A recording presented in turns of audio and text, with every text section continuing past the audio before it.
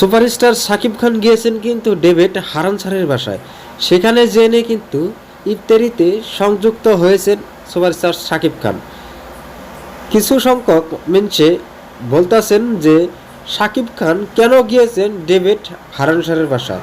কিছু সংখ্যক মেনশে বলতেছেন যে ডেভিড হারান স্যারের বাসায় গিয়েছেন শাকিব খান, এই ঈদে মুক্তি পাইবেন তার একটি সিনেমা, সেই সিনেমাটা নিয়ে কিন্তু আলোচনা করতে গেছেন সুপারস্টার শাকিব খান।